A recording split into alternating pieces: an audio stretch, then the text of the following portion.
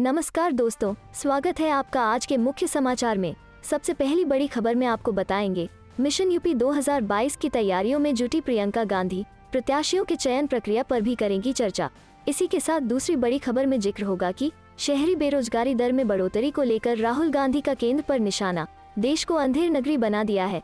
तीसरी बड़ी खबर में आपको बताएंगे कि जीत के लिए अखिलेश यादव का नया फॉर्मूला, कर सकते हैं 6 डिप्टी सीएम बनाने का वादा।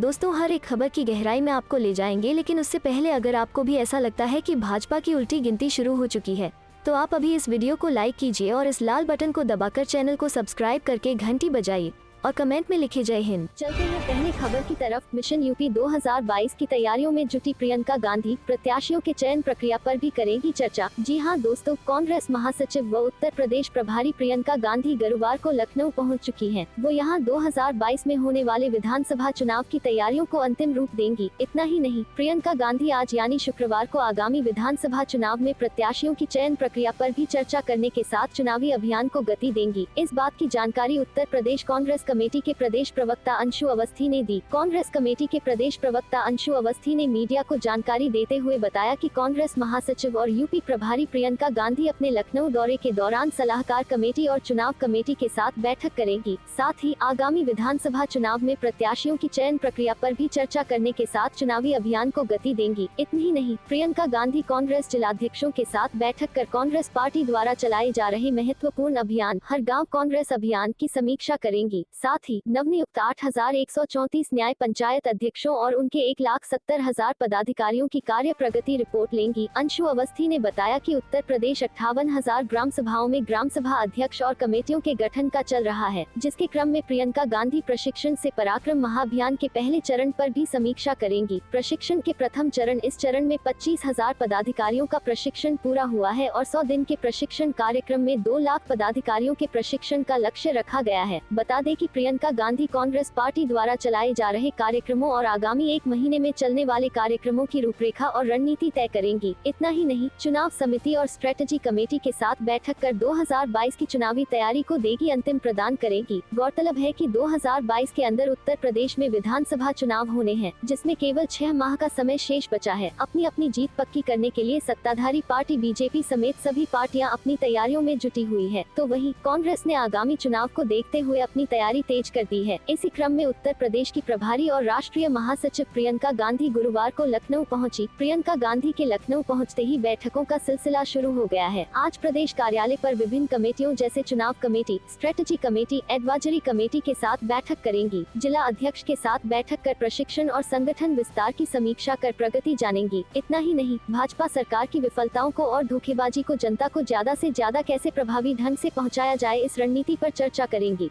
चलते हैं अगली खबर की तरफ। शहरी बेरोजगारी दर में बढ़ोतरी को लेकर राहुल गांधी का केंद्र पर निशाना, देश को अंधेर नगरी बना दिया है।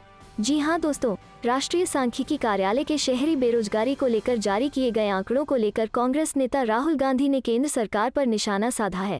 राहुल गांधी ने एक अखबार की कटिंग को शेयर करते हुए ट्विटर पर लिखा है, देश का विकास करके एक आत्मनिर्भर अंधेर नगरी बना दी। आपको बता दें कि गुरुवार को राष्ट्रीय सांख्यिकी कार्यालय ने देश में शहरी इलाकों के बेरोजगारी के आंकड़े जारी किए थे। इन आंकड़ों के मुताबिक पिछले 1 साल में शहरी बेरोजगारी दर में 2.4% की बढ़ोतरी देखने को मिली है। शहरी बेरोजगारी दर 7.8% से बढ़कर 10.3% हो गई है। चलते हैं अगली खबर की तरफ। जीत के लिए अखिलेश यादव का नया फॉर्मूला, कर सकते हैं 6 डिप्टी सीएम बनाने का वादा। जी हाँ दोस्तों, अगले साल उत्तर प्रदेश में होने वाले विधानसभा चुनाव के लिए सभी राजनीतिक पार्टियों ने तैयारियां शुरू कर दी है और इस बीच समाजवादी पार्टी ने चुनाव में जीत के लिए खास फॉर्मूला तैयार किया है। सूत्रों के मुताबिक समाजवादी पार्टी 6 डिप्टी सीएम के फॉर्मूले के साथ चुनाव लड़ने की तैयारी में है। सूत्रों के मुताबिक समाजवादी पार्टी यूपी चुनाव में अपने घोषणा पत्र में 6 डिप्टी सीएम बनाने का वादा कर सकती है। इसमें अन्य पिछड़ा वर्ग, दलित, सामान्य वर्ग और मुस्लिम समाज से उप मुख्यमंत्री बनाने का वादा करने की तैयारी है।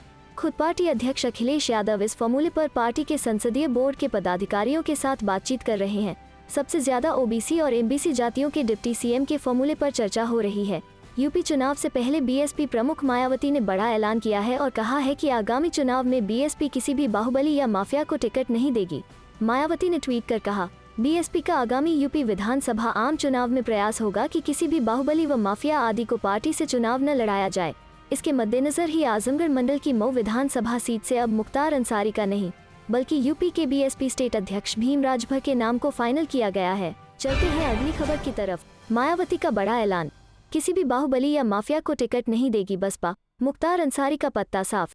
जी हां दोस्तों, बसपा सुप्रीमो मायावती ने बाहुबली विधायक मुख्तार अंसारी को इस बार चुनाव न लड़ाने का ऐलान कर दिया है। उनके स्थान पर मऊ सदर क्षेत्र से बसपा के प्रदेश अध्यक्ष भीम राजभर चुनाव लड़ेंगे। ट्विटर के जरिए मायावती ने कहा है कि पार्टी ने फैसला लिया है कि विधानसभा चुनाव में किसी बाहुबली या माफिया को चुनाव में लड़ाया जाए, इसलिए यह निर्णय लिया गया है। मायावती ने शुक्रवार को ट्वीट कर ऐलान किया कि बसपा का आगामी यूपी विधानसभा आम चुनाव में प्रयास होगा कि किसी भी बाहुबली व माफिया आदि को पार्टी से चुनाव न लड़ाया जाए। इसके मद्देनजर ही आजमगढ़ मंडल की मऊ विधानसभा सीट से अब मुख्तार अंसारी का नहीं बल्कि यूपी के बसपा प्रदेश अध्यक्ष भीम राजभर के नाम को फाइनल किया गया है। जनता की कसौटी व उनकी उम्मीदों पर खरा उतरने के प्रयासों के तहत ही लिए गए इस निर्णय के फलस्वरूप पार्टी प्रभारियों से अपील है कि वे पार्टी उम्मीदवारों का चयन करते समय इस बात का खास ध्यान रखें ताकि सरकार बनने पर ऐसे तत्वों के विरुद्ध सख्त कार्रवाई करने में कोई भी दिक्कत न हो। बसपा का संकल्प कानून द्वारा कानून का राज के साथ ही यूपी की तस्वीर को भी अब बदल देने का है ताकि प्रदेश व देश ही नहीं बल्कि बच्चा बच्चा कहे कि सरकार हो तो बहन जी की, सर्वजन हिताय व सर्वजन सुखाय जैसी, तथा बसपा जो कहती है वो करके भी दिखाती है, यही पार्टी की सही पहचान भी है।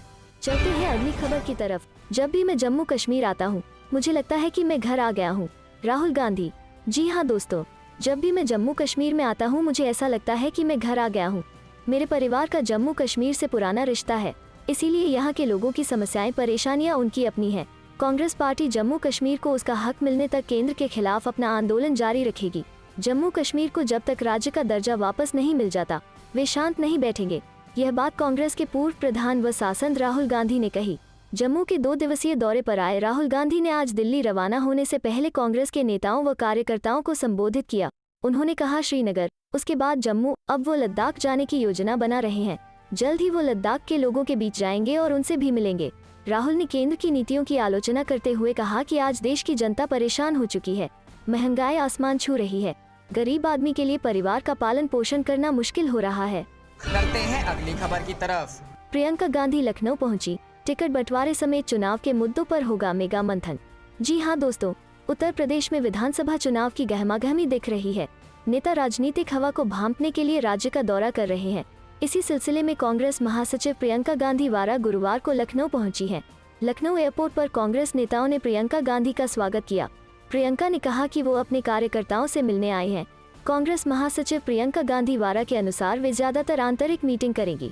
सूत्रों के अनुसार शुक्रवार सुबह 8 बजे से प्रियंका गांधी की बैठकों का दौर शुरू होगा। शुक्रवार को प्रियंका सलाहकार committee, election committee, manifesto committee, training committee के सदस्यों से मुलाकात करेंगी। रिपोर्ट के अनुसार प्रियंका गांधी टिकट बंटवारे पर भी सह प्रभारी राष्ट्रीय सचिवों के साथ बात करेंगी। पार्टी के नेताओं ने टिकटों के दावेदारों पर फोन से बात की है और चुनाव के बारे में विस्तृत जानकारी ली है। प्रियंका गांधी वारा प्रत्याशियों के चयन की प्रक्रिया पर मंथन करेंगी। प्रियंका हर गांव कांग्रेस अभियान की जिलावार समीक्षा करेंगी। इसके अलावा नवनियुक्त 8,134 न्याय पंचायत अध्यक्षों और उनके 1,70,000 पदाधिकारियों की भी रिपोर्ट लेंगी। प्रियंका गांधी वारा सोशल मीडिया सहित अन्य विभागों में नई जिम्मेदारियां भी लोगों को देंगी। प्रियंका गांधी का व्यापारियों से मिलने का भी कार्यक्रम है। व्यापारियों से बड़ी मीटिंग रविंद्रालय में आयोजित होगी, जहां पर प्रियंका सभी व्यापारियों से सीधा संपर्क स्थापित करेंगी। कांग्रेस नेता आगामी 1 महीने तक चलने वाले कार्यक्रमों की रूपरेखा और रणनीति तय करेंगी। इसके अलावा किसानों का प्रतिनिधिमंडल भी प्रियंका गांधी से मिलने पहुंचेगा। सूचना है कि प्रियंका गांधी 69,000 सहायक शिक्षक अभ्यर्थियों से भी मिलने जाएंगी। हालांकि दूसरे दिन के बाद प्रियंका अमेठी और रायबरेली भी जाएंगी। चलते हैं अगली खबर की तरफ। कांग्रेस का केंद्र सरकार पर हमला, कहा गेहूं के न्यूनतम समर्थन मूल्य में 2% की वृद्धि एक क्रूर मजाक। जी हां दोस्तों, केंद्र सरकार द्वारा गेहूं और अन्य कृषि उपज के एमएसपी में बढ़ोतरी के एक दिन बाद कांग्रेस ने कहा है कि यह एक क्रूर मजाक के अलावा और कुछ नहीं है। कांग्रेस प्रवक्ता जयवीर शेरगिल ने गुरुवार को कहा कि देश ने 75 वर्षों में सबसे अधिक ईंधन की कीमतों में वृद्धि देखी है और 12 वर्षों में गेहूं की सबसे कम एमएसपी वृद्धि देखी है। उन्होंने कहा कि भाजपा केवल छीनने में विश्वास करती है और समर्थन नहीं करती है। किसान मौजूदा एमएसपी वृद्धि पहले से ही किसान विरोधी भाजपा सरकार की कीमत चुका रहे किसानों के साथ एक क्रूर मजाक है। कांग्रेस के मुख्य प्रवक्ता रणदीप सुरजेवाला ने भी केंद्र सरकार पर निशाना साधा और कहा कि यह वृद्धि उपज की लागत में वृद्धि की तुलना में कुछ भी नहीं है। उन्होंने कहा कि गन्ने के एमएसपी में केवल 1.75% की वृद्धि हुई है, जबकि गेहूं के एमएसपी में केवल 1.75% की वृद्धि की गई है। केवल 2% और अन्य आइटम 10% से कम है। उन्होंने कहा कि डीजल, कीटनाशकों और फर्टिलाइजर और अन्य वस्तुओं के दाम कई गुना बढ़ गए हैं। गौरतलब है कि बुधवार को कैबिनेट की बैठक में सरकार ने किसानों को बड़ा तोहफा दिया। प्रधानमंत्री नरेंद्र मोदी की अध्यक्षता में हुई बैठक में सरकार ने मार्केटिंग सीजन 2022-23 के लिए रबी फसलों का MSP बढ़ाने का फैसला लिया है। केंद्र ने गेहूं, बार्ले, चना, मसूर, सरसों और सनफ्लावर का MSP बढ़ा दिया गया है। रबी फसलों के लिए न्यूनतम समर्थन मूल्य बढ़ाए जाने के बाद किसानों को गेहूं और सरसों पर उपज की लागत का 2 गुना रिटर्न मिलेगा। कैबिनेट बैठक के बाद बुधवार को केंद्रीय वाणिज्य मंत्री पीयूष गोयल ने दावा कि गेहूं पर प्रति क्विंटल 40 रुपये और सरसों पर 400 रुपये की बढ़ोतरी से किसानों की आय में बड़ा इजाफा होगा। चलते हैं अगली खबर की तरफ। खट्टर सरकार को हर हाल में झुकना होगा। आर पार की लड़ाई के मूड में दिख रहे किसानों का दावा 11 सितंबर को करेंगे बड़ा ऐलान। जी हाँ दोस्तों, किसान संगठन हरियाणा सरकार के साथ आर पार की लड़ाई के मूड में है। वो करनाल में मिनी सचिवालय के बाहर जारी धरना प्रदर्शन को और लंबा नहीं खींचना चाहते हैं। हरियाणा के किसान नेता जगदीप सिंह औलख ने कहा है कि करनाल में धरने वाली जगह पर 11 सितंबर को बैठक होगी। इसी बैठक में आर पार की लड़ाई का ऐलान किया जाएगा। बता दें कि संयुक्त किसान मोर्चा और हरियाणा के किसान संगठनों की बैठक होगी। इसी बैठक में आगे की रणनीति पर फैसला लिया जाएगा। जगदीप सिंह औलख ने कहा कि किसान संगठन खट्टर सरकार को 3 दिन का समय पहले ही दे चुके हैं, लेकिन फिर भी उनकी मांगों पर कोई फैसला नहीं लिया गया है।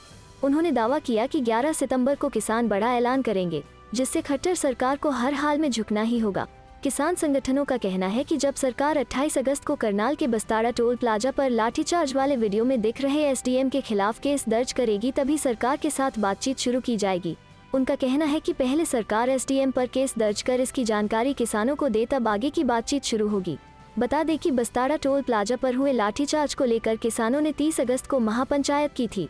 इस दौरान किसानों ने कहा था कि वायरल वीडियो में लाठीचार्ज का आदेश देने वाले SDM पर तुरंत केस दर्ज किया जाए। इसके साथ ही मामले में शामिल दूसरे अधिकारियों पर भी केस दर्ज करने की मांग की गई थी। वहीं किसानों ने आरोप लगाया था कि लाठीचार्ज में एक किसान की मौत हुई है। नाराज किसानों ने मृतक किसान के बेटे के लिए सरकार की तरफ से नौकरी देने और पीड़ित परिवार को 25 लाख का मुआवजा देने की मांग की थी। वहीं लाठीचार्ज में घायल किसानों के परिवारों के लिए 2-2 लाख के मुआवजे की भी मांग की गई थी।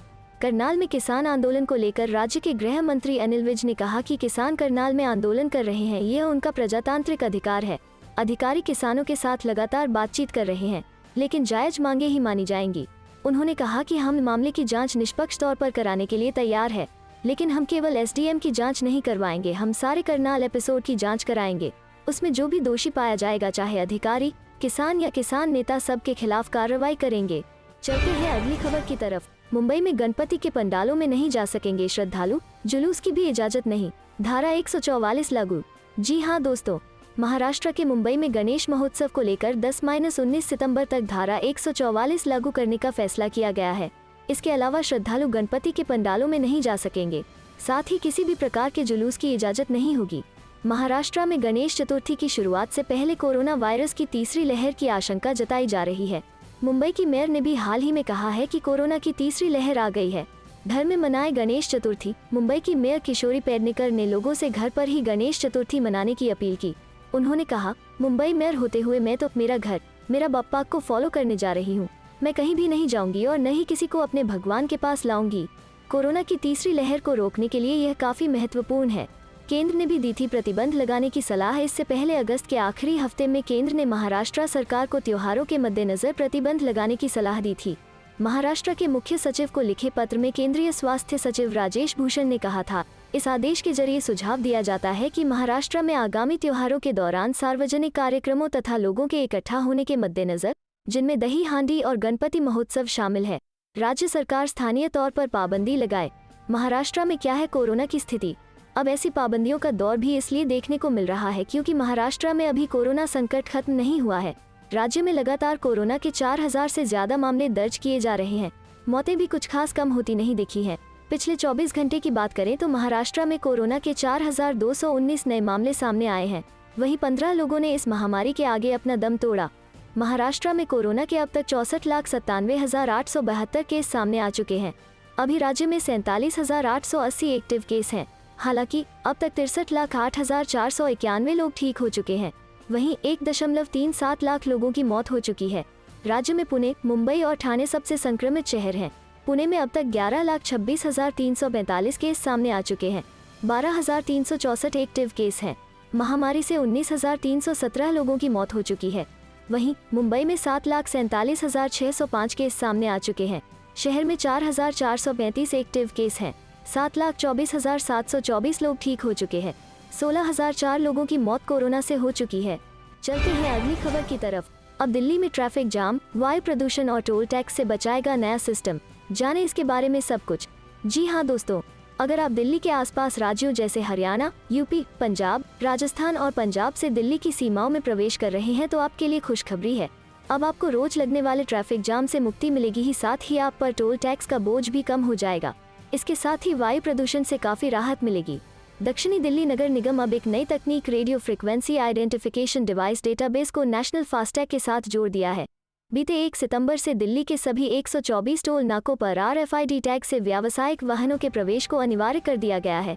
दक्षिण दिल्ली नगर निगम के इस फैसले के बाद कमर्शियल व्हीकल ऑपरेटर्स पर टोल टैक्स का बोझ कम होगा। अभी कमर्शियल व्हीकल के लिए दिल्ली की सीमाओं पर एक अलग तरह का चिप खरीदना पड़ता है। साउथ नगर निगम के मुताबिक सबसे पहले बदरपुर बॉर्डर एंट्री पॉइंट पर भी इसे लागू किया जाएगा। फिलहाल यहाँ पर कुछ ही मीटर की दूरी पर 2 टोल कलेक्शन सिस्टम है। इसमें से एक म्यूनिसिपल कॉरपोरेशन का है और दूसरा national highway authority of India का है। दोनों सिस्टम्स को जोड़ना समय की मांग है। निगम की माने तो मौजूदा व्यवस्था से दिल्ली की सीमाओं पर ट्रैफिक जाम की समस्या बनी रहती है। कुल मिलाकर दिल्ली में 124 बॉर्डर पॉइंट हैं, जहां इन गाड़ियों को टोल टैक्स देना पड़ता है। इनमें से अब 13 प्रमुख स्थानों पर RFID सिस्टम लगाए जा चुके हैं। इन स्थानों से ही करीब 85% कमर्शियल व्हीकल का ट्रैफिक शहर में आता है। एक बॉर्डर पॉइंट पर इंटीग्रेशन का खर्च 1 से 1.5 करोड़ रुपए आता है।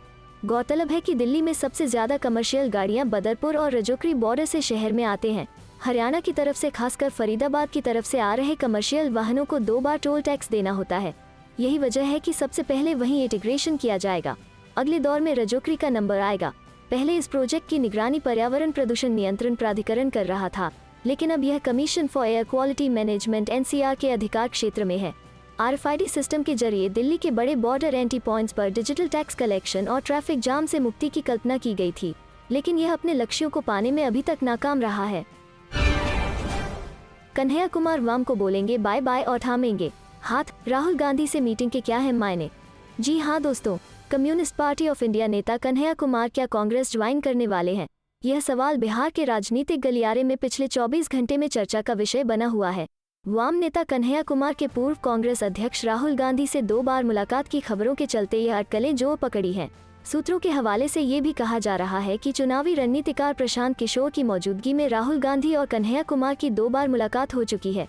सूत्रों के हवाले से कहा जा रहा है कि प्रशांत किशोर ने कांग्रेस से कहा है कि अगर वो केंद्र में सरकार बनाना चाहते हैं तो सबसे पहले पार्टी को उत्तर प्रदेश और बिहार में दोबारा से खड़ा करना होगा। उन्होंने बिहार में कांग्रेस को आइडिया दिया है कि वो कन्हैया कुमार जैसे युवा नेता को पार्टी का चेहरा बनाए।